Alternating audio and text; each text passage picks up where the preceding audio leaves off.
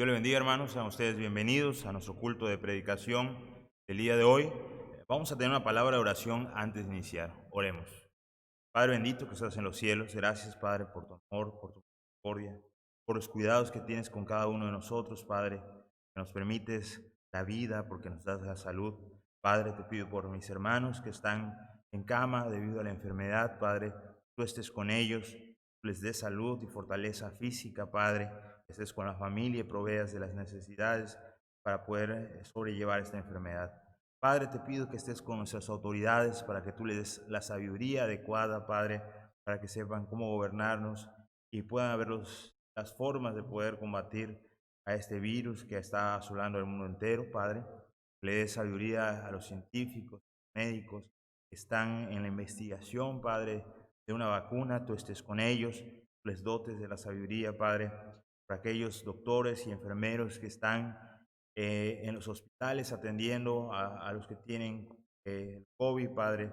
Tú estés con ellos y los ayudes, Padre, y les des salud, los protejas para que puedan seguir desarrollando su trabajo y ayudando a aquellos que están necesitados de salud, Padre. Da salud a tu pueblo, Padre. Tú protejas nuestras vidas. Te pido que con mis hermanos que tienen la necesidad de salir a trabajar, tú los guardes, Padre, que estés protegiendo sus vidas y estés proveyendo, Padre, para su sustento diario, para sus necesidades, Padre. Tú estés también ayudándonos, Padre, para poder seguir el ministerio de predicación. Cada uno de mis hermanos pastores que están en diferentes partes del mundo, tú les des la salud, Padre, y tú les des los medios para que puedan continuar con su labor. En nombre de Cristo Jesús. Vamos a iniciar nuestro tema el día de hoy en el libro de Apocalipsis. Estamos en el capítulo 2 y vamos a estar viendo los versos 12 al 17, lo que corresponde a la iglesia de Pérgamo. En esta ocasión vamos a hablar acerca de permanecer en la sana doctrina. Permanecer en la sana doctrina.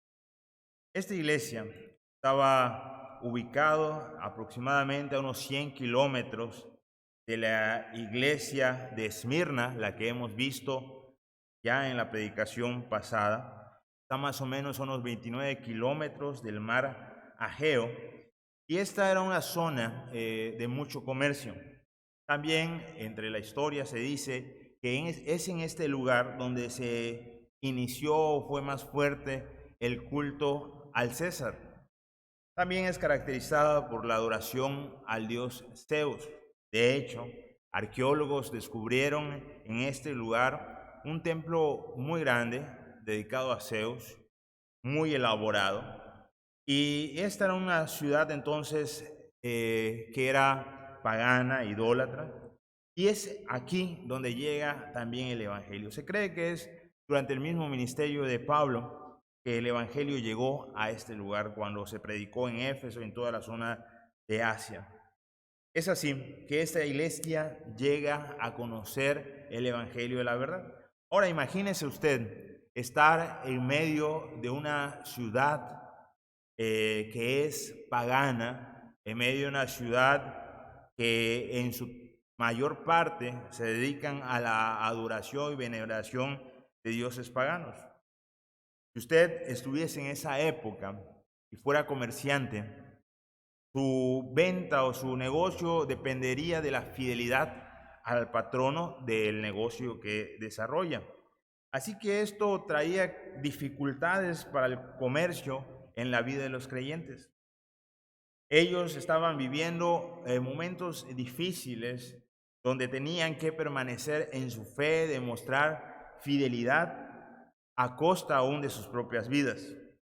Podemos encontrar la misma fórmula en esta carta que las anteriores: una presentación, un reconocimiento de su labor, una exhortación, una invitación y la promesa de una recompensa si salen victoriosos. Vamos a leer lo que dice el verso 12. Dice de la siguiente manera: y escribe al ángel de la iglesia en Pérgamo, el que tiene la espada aguda de dos filos, dice esto. En esta ocasión nuestro Señor Jesucristo se presenta como el que tiene la espada aguda de dos filos. Esta espada es una espada que se usaba para el combate. Generalmente hay dos tipos de espadas que se usan por el Imperio Romano. Una corta, que es para la defensa, cuando el enemigo estaba muy cerca, o para atacar en silencio se usaba la espada corta. Pero para la batalla, para la guerra, para el ataque, generalmente se usa una espada más grande que tiene filos en ambos lados, la cual era también un símbolo de aquel que hace justicia. Si nosotros vamos al libro de Romanos, capítulo 13, verso 4, podemos encontrar una alusión a esto. Romanos 13, 4, leemos de la siguiente manera.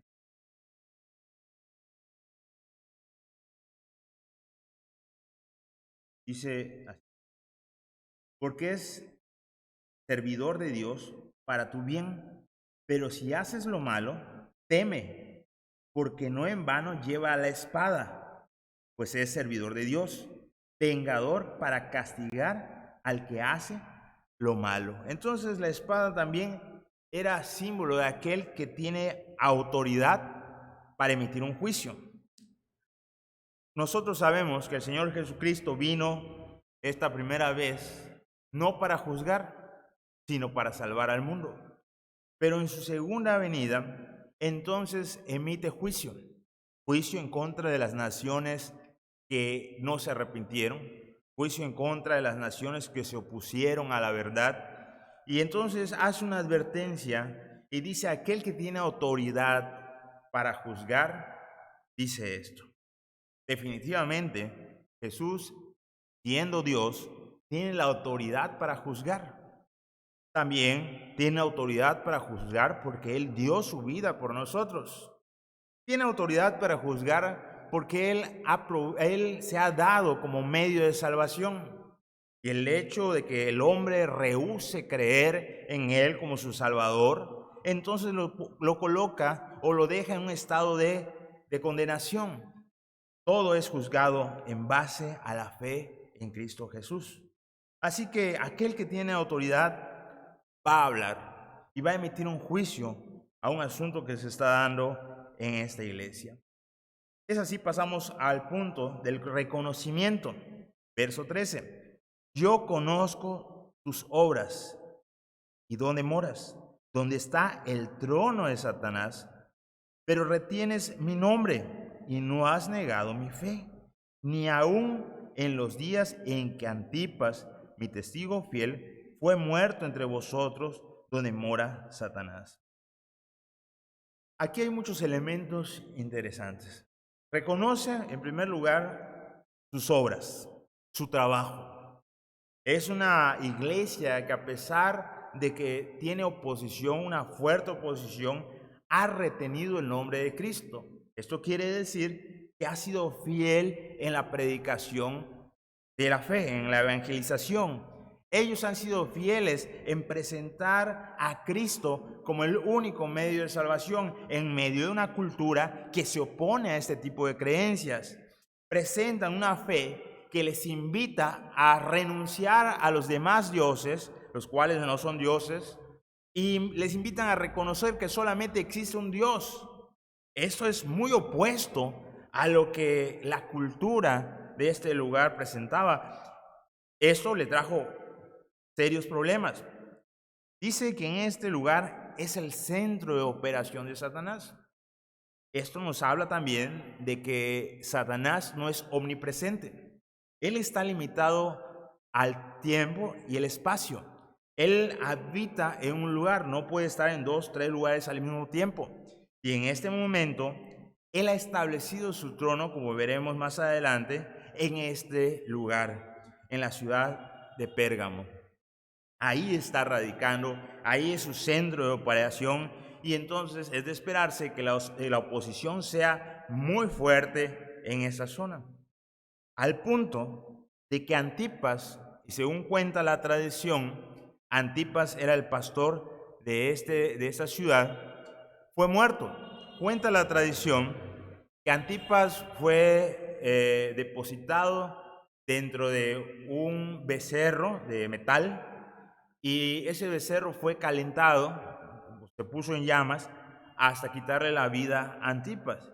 Él sufrió el martirio y él fue fiel. Dice de Antipas: mi testigo fiel, aquel que daba testimonio con fidelidad.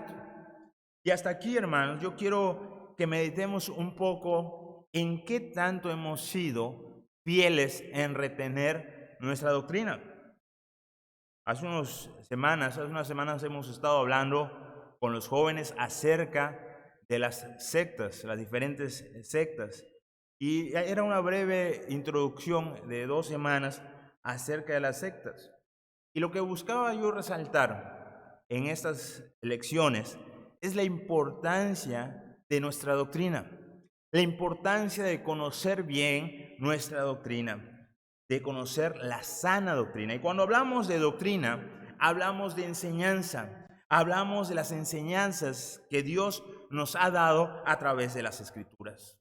Es necesario que retengamos la buena enseñanza, que seamos fieles propagadores de esta enseñanza. En gran mandato que el Señor Jesucristo nos ha dejado, si usted me acompaña en Mateo 28, yo sé que usted conoce muy bien ese pasaje, pero es bueno recordarlo. Mateo capítulo 28, versos 19, dice: por tanto, id y haced discípulos a todas las naciones, bautizándolos en el nombre del Padre y del Hijo y del Espíritu Santo, enseñándoles que guarden todas las cosas que os he mandado. Y aquí yo estoy con vosotros todos los días hasta el fin del mundo. Si usted nota, el Señor nos ha dado una orden muy clara. Debemos ir a todas las naciones. Y estamos presenciando una gran bendición. La palabra de Dios es predicada en todo el mundo gracias a la pandemia que estamos viviendo. El mensaje es predicado en todas partes gracias a que podemos usar la tecnología, las redes sociales, para llevar el mensaje a toda criatura. Debemos ser fieles en poder llevar el mensaje. Cada iglesia debe esforzarse para que ese mensaje llegue a todo el mundo, porque ese es el mandato del Señor. Después dice: hacer discípulos a todas las naciones, bautizándolos en el nombre del Padre, el Hijo y el Espíritu Santo, de lo cual ya hemos hablado en otra ocasión, pero quiero llevarle a poner atención en el verso 20, enseñándoles que guarden todas las cosas que os he mandado. El trabajo, la gran comisión, no se limita al campo del evangelismo. Inicia al hacer discípulos, a evangelizar a las personas. Pero luego que estos han conocido a Cristo, nuestra labor continúa, llevándoles a la obediencia del bautismo. Luego que fueron bautizados, mi labor continúa, la labor de la iglesia continúa, enseñándoles todo el consejo de Dios, enseñándoles todas las cosas que Dios ha mandado, tanto Antiguo como Nuevo Testamento, enseñándoles cuál es el plan de Dios, cuál es la voluntad de Dios en la vida del creyente, qué son las cosas que Dios espera de nosotros, tanto que adquiramos como cosas que dejemos. Ese es el trabajo de la iglesia, enseñar. Somos llamados a llevar a las personas a los pies de Cristo, enseñarles la obediencia a Cristo y guiarles para que conozcan todo lo que Dios ha dejado para su iglesia. Esta iglesia fue fiel, llevando el mensaje, haciendo discípulos, bautizándolos, enseñándoles, al punto de que ofrecieron sus vidas con tal de llevar la verdad. ¿Qué estamos haciendo nosotros? ¿Qué tanta prioridad le damos a la predicación en nuestras iglesias? ¿Qué tanto nos preparamos nosotros en lo personal para poder enseñar a otros lo que la fe enseña? ¿Qué pasaría si, debido a esta pandemia, muriésemos todas las personas adultas y quedasen puros jóvenes y niños? Nuestros jóvenes están capacitados en la doctrina. como para levantar iglesias firmes en la fe, o fabricarán muchas desviaciones doctrinales. Por eso es necesario que permanezcamos en la doctrina, en la sana doctrina, en la doctrina bíblica. Algunos preguntaban, ¿y cómo puedo distinguir entre la correcta doctrina y la mala doctrina? Entre la buena y la mala doctrina. Conociendo la palabra de Dios. Porque la palabra de Dios es doctrina. Pero la doctrina no solamente es conocimiento. La doctrina se lleva en la expresión en la vida diaria. Vamos a seguir leyendo nuestro texto. Mora Satanás en ese lugar, por lo tanto hay un fuerte trabajo satánico en esa zona de la iglesia local de Pérgamo.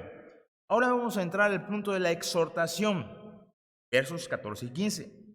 Pero tengo unas pocas cosas contra ti, que tienes ahí al que retiene la doctrina de Balaam, que enseñaba a Balac a poner tropiezo ante los hijos de Israel, a comer de cosas sacrificadas a los ídolos y a cometer fornicación. Números capítulo 22, 23, 24, 25, puede usted encontrar esta historia. No vamos a leer todos esos capítulos, pero permítame resumirle. A Balaam se ha contratado por Balac para que maldiga al pueblo de Israel. Balaam es un profeta de Dios. A él se le ofreció dinero, se le ofrecieron muchas cosas para que vaya y haga ese trabajo, pero Dios se lo impidió. Al ver que no podía proferir alguna maldición en contra del pueblo de Dios, entonces instruye a Balac y le dice, te voy a enseñar cómo tú puedes hacer que el pueblo de Dios pierda la bendición de Dios. ¿Cómo puedes hacer para que Dios castigue a su propio pueblo? Hay una orden muy clara para Israel y también para los hijos de Dios en el tiempo de la iglesia. No se unan en yugo. Un israelita tenía que casarse con un israelita. Un cristiano se tiene que casar con otro cristiano. No debemos relacionarnos en matrimonio con el mundo. Esa es una orden clara de parte de Dios. ¿Por qué? Porque una vez que nos casemos en yugo desigual, el no creyente podrá influenciarnos para que nos apartemos de la senda de Dios. Segundo, no habría una correcta comunión entre un inconverso y un creyente. Por más que el creyente esté un poco distanciado de las cosas de Dios, hay el Espíritu Santo dentro de él que le insistirá en mantenerse santo delante de Dios, apartado de las cosas del mundo, y habrá un choque en ese matrimonio. Dios instruye, adoctrina al creyente para que no se una con el incrédulo.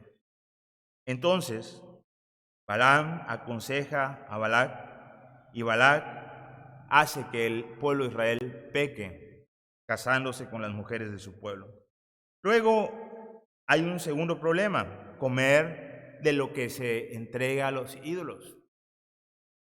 En las carnicerías, por decirlo de una forma, donde se vendían la carne, lo que se vendía se ofrecía primero al patrono de los carniceros y luego de ofrecerlo lo expendían o lo vendían al público. Esto sabemos que no tiene ningún valor. ¿Por qué? Bueno, porque solamente existe un Dios. Pero Pablo nos instruye, dice que por causa de la conciencia, nosotros debemos evitar consumir lo que es ofrecido a los ídolos. Nosotros, si sabemos que algo es ofrecido a los ídolos, debemos evitar consumirlo. ¿Por qué? Porque nosotros, antes de consumir los alimentos, consagramos o damos gracias a Dios por esos alimentos que ha provisto. Nosotros no podemos consumir lo que se le ha ofrecido a algo que se dice Dios, porque de esa forma también estamos instruyendo. Pero el pueblo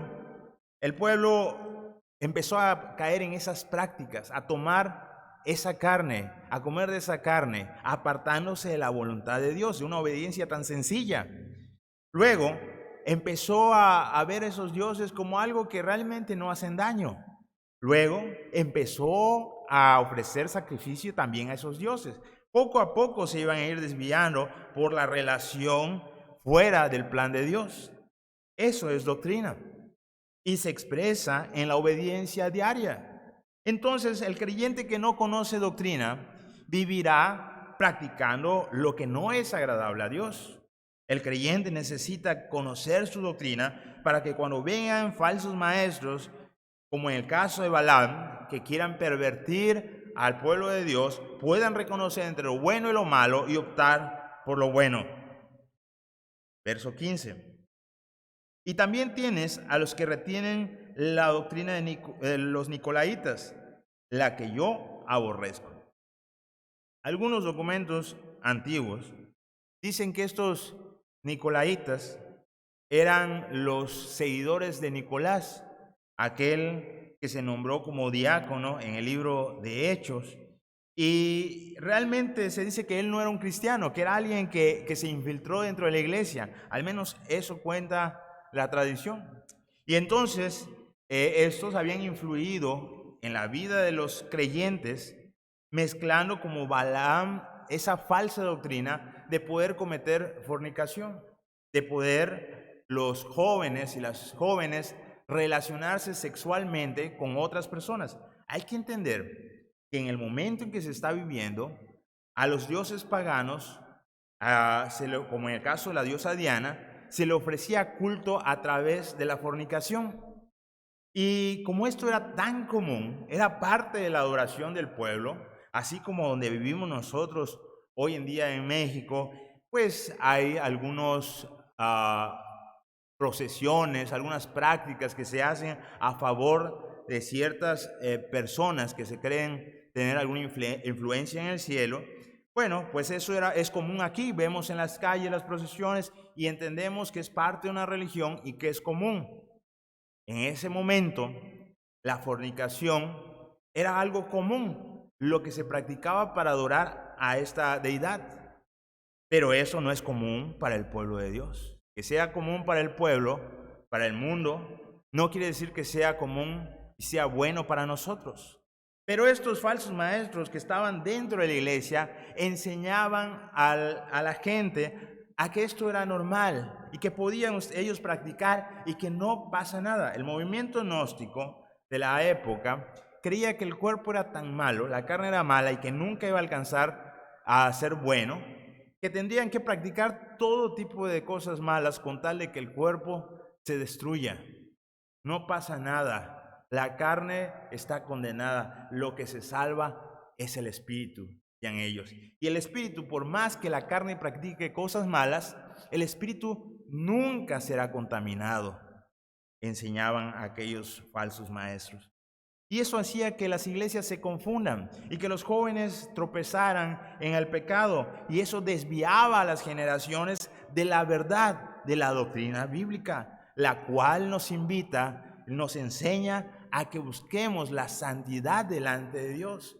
Dios es santo y dice, sean santos como yo soy santo. Esa es nuestra doctrina bíblica. La doctrina del mundo hoy en día es: no puede ser posible que tú llegues a los 18 años siendo virgen. Eso es anticuado. Y se le invita a las señoritas y a los muchachos a tener relaciones sexuales. Y aún más ha llegado la perversión a que les invitan a tener relaciones con su mismo sexo, con tal de descubrir su sexualidad, cuando es algo que nosotros no tenemos que descubrir. Dios ha establecido nuestra sexualidad y nosotros honramos a Dios aceptando lo que Él ha determinado para nosotros.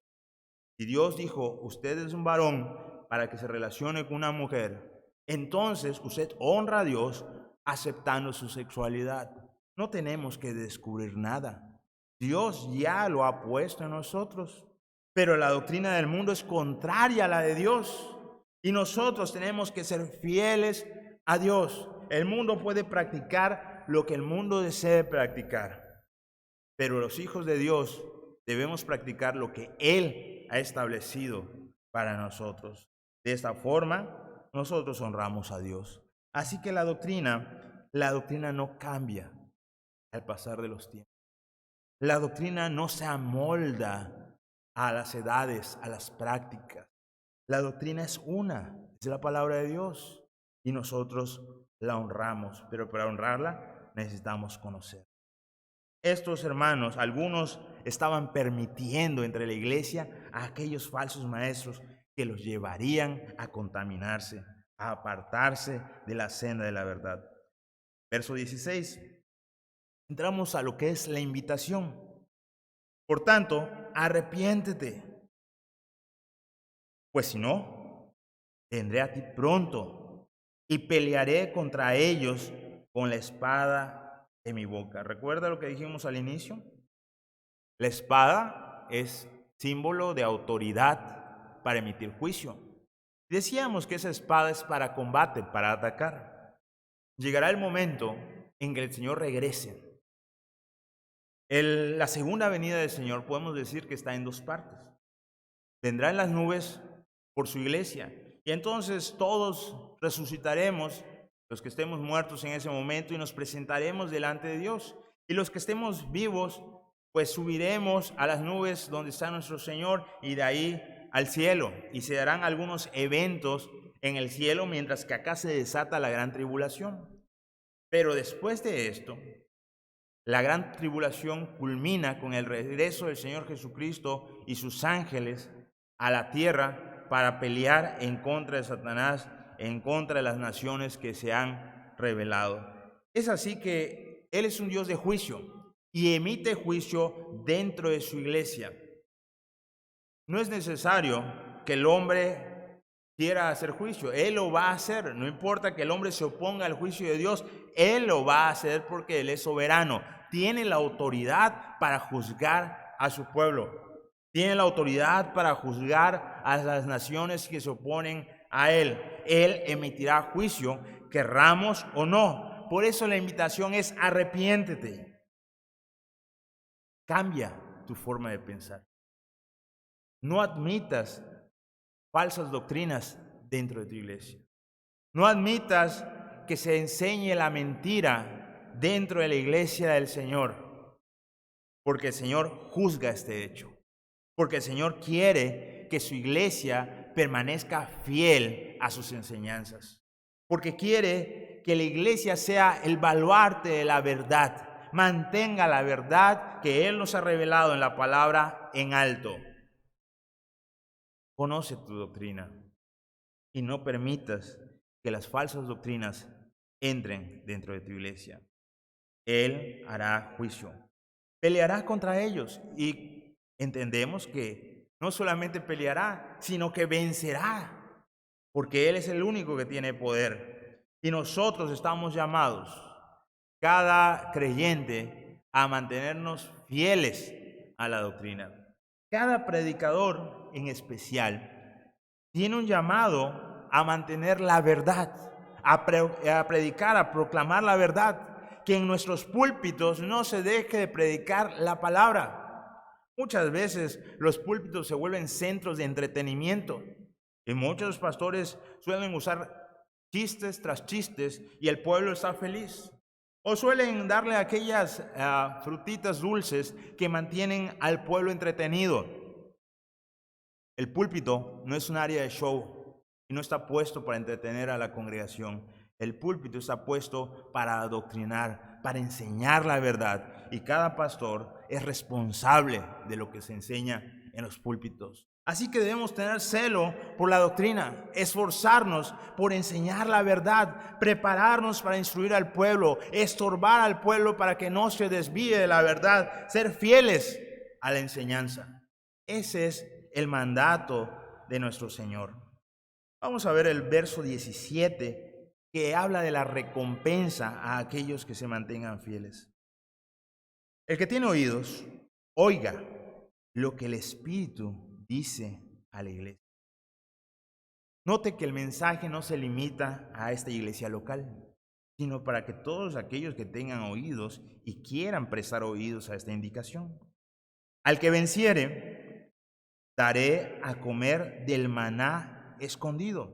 Ya hemos hablado que esto de vencer habla de la victoria del que tiene, aquel que ha puesto la fe en Cristo Jesús como su Salvador. Y esa victoria nosotros la tenemos cuando depositamos nuestra fe en Jesús. Jesús es el maná de vida. Él argumenta, el Señor Jesucristo, en el Evangelio según San Juan, nosotros hemos leído o hemos estudiado los miércoles, que Él dice, yo soy el pan de vida. Él es el verdadero pan que descendió del cielo y que todos nosotros podemos acercarnos a Él y comer de este pan, el cual nos provee vida eterna, vida abundante. Y todos los que han venido a Él, entonces, y comido este pan, son vencedores. Así que nosotros podemos ser vencedores en Cristo si nos acercamos a Él confiadamente, si creemos verdaderamente en Él como nuestro Salvador personal. Hablamos de Juan capítulo 6, versos 25 hasta el verso 59 se discute este tema. Usted puede leer con calma en casa. Luego dice también el verso, estamos en Apocalipsis 2, verso 17. Daré de comer el maná escondido y le daré una piedrecita blanca y en la piedrecita escrito un nombre nuevo. Ahora, ¿a quién le dará la piedrecita? Al que venciere, al que salva su alma, a aquel que ha depositado su fe en Cristo Jesús. Entonces, en los Juegos Olímpicos en ese tiempo, se le daba una piedrecita blanca a los participantes, el cual era como su pase de entrada a la celebración, no a los Juegos Olímpicos, a la celebración después de que se ha seleccionado a los vencedores y entonces entran al área donde se ofrece la comida en honor a los competidores y en esa piedrecita entonces se le entregaba a aquellos que podían entrar a esta zona especial.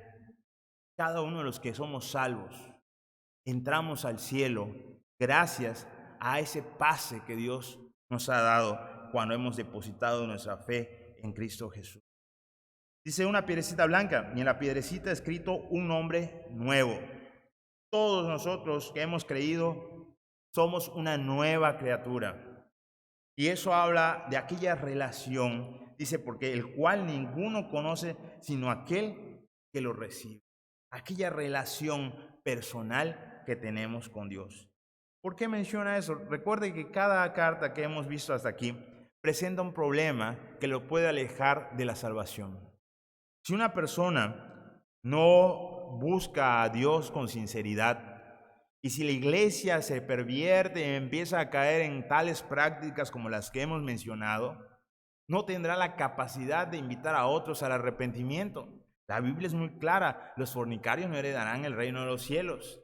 Entonces, si nosotros no invitamos al mundo al arrepentimiento y a seguir a Cristo Jesús, si nosotros pregonamos que estas prácticas son normales, entonces el mundo no se arrepentirá de su pecado y no podrán ser vencedores.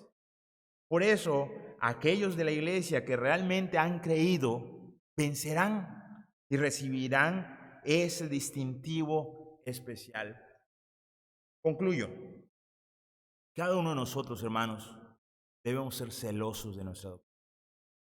A veces torcemos algunas prácticas pensando que nada va a pasar, pero una práctica me puede llevar también con el tiempo a ir distorsionando la doctrina.